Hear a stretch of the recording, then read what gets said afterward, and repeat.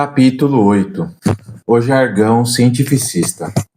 A dialética lógica resulta condicionada e qualificada, ademais, pelas proposições em e acerca de, que jamais nos levam à experiência direta do real. Os fenômenos da natureza distam muito de ser como os cientistas os veem. Certamente, tão logo um fenômeno qualquer é descoberto, de imediato lhe qualifica ou rotula com um tal ou qual termos difícil do jargão científico. Obviamente, esses dificílimos termos do cientificismo moderno só servem de remendo para tapar a ignorância. Os fenômenos naturais, de modo algum, são como os cientificistas os veem. A vida, como todos os seus processos e fenômenos, se desenvolve de momento em momento, de instante em instante, e quando a mente cientificista a detém para analisá-la, de fato a mata. Qualquer inferência extraída de um fenômeno natural qualquer, de nenhuma maneira é igual à realidade concreta do fenômeno. Desgraçadamente, a mente do científico, alucinada por suas próprias teorias, crê firmemente no realismo de suas inferências. O intelecto alucinado não somente vê nos fenômenos o reflexo de seus próprios conceitos, senão, além disso, e o que é pior, quer de forma ditatorial fazer que os fenômenos resultem exatos e absolutamente iguais a todos esses conceitos que levam no intelecto. O fenômeno da alucinação intelectual é fascinante. Nenhum desses tontos cientistas ultramodernos admitiria a realidade de sua própria alucinação. Certamente os sabichões desses tempos de modo algum admitiriam que os qualificasse de alucinados. A força da autossugestão lhes fez crer na realidade de todos esses conceitos do jargão cientificista. Obviamente, a mente alucinada presume-se de onisciente e de forma ditatorial, quer que todos os processos da natureza marchem pelos trilhos de suas sabichonices. Nem bem apareceu um novo fenômeno, classifica-lhe, rotula-lhe e coloca-lhe em tal ou qual lugar, como se em verdade lhe tivesse compreendido.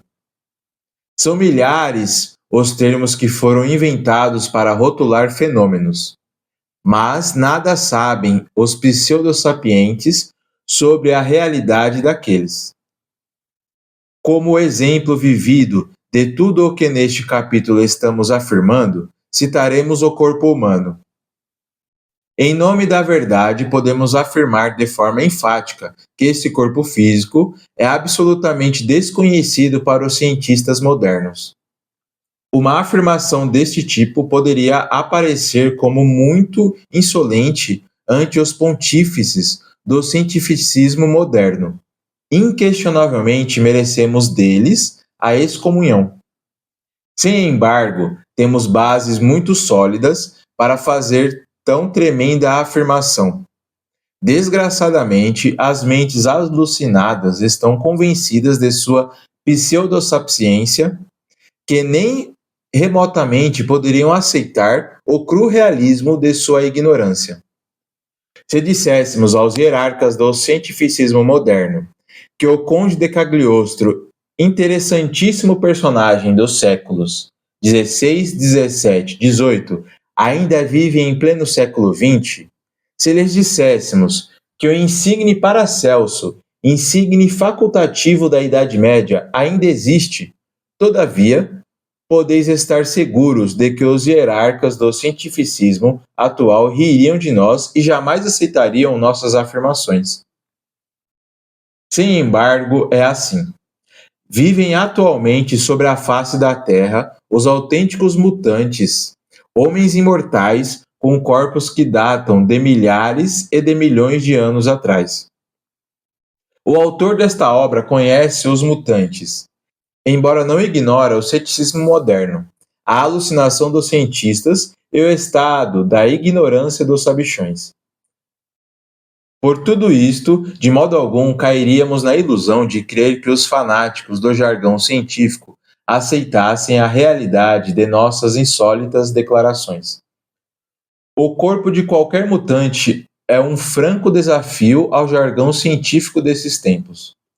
O corpo de qualquer mutante pode mudar de figura e retornar logo a seu estado normal sem receber dano algum. O corpo de qualquer mutante pode penetrar instantaneamente na quarta vertical e até assumir qualquer forma vegetal ou animal e retornar posteriormente a seu estado normal, sem receber prejuízo algum. O corpo de qualquer mutante desafia violentamente os velhos textos de anatomia oficial. Desgraçadamente, nenhuma destas declarações poderia vencer os alucinados do jargão científico. Esses senhores, sentados sobre seus tronos pontifícios, inquestionavelmente nos olham com desdém, talvez com ira e possivelmente até com um pouco de piedade.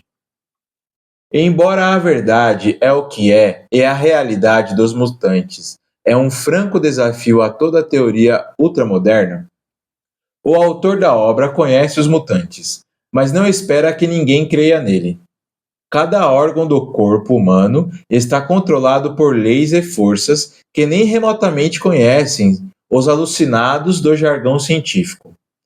Os elementos da natureza são em si mesmos desconhecidos para a ciência oficial.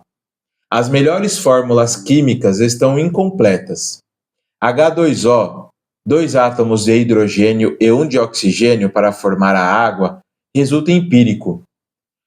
Se tratamos de juntar em um laboratório o átomo de oxigênio com dois de hidrogênio, não resulta água, nem nada, porque esta fórmula está incompleta, falta-lhe o elemento fogo. Só com este citado elemento poderia criar a água. A intelecção, por mais brilhante que pareça, não pode conduzir-nos jamais à experiência do real. A classificação de substâncias e os termos chulos difíceis com os quais se rotula as mesmas só servem como remendo para tapar a ignorância. Isso de querer o intelecto que tal ou qual substância possua determinado nome e características resulta absurdo e insuportável. Porque o intelecto se presume omnisciente. Porque alucina-se crendo que as substâncias e fenômenos são como ele crê que são. Porque quer a intelecção que a natureza seja uma réplica perfeita de todas as suas teorias, conceitos, opiniões, dogmas, preconceitos, prejuízos? Em realidade, os fenômenos naturais não são como se crê que são, e as substâncias e forças da natureza, de nenhuma maneira, são como o intelecto pensa que são. A consciência desperta não é a mente, nem a memória, nem semelhante. Só a consciência liberada pode experimentar por si mesma e de forma direta a realidade da vida livre em seu movimento.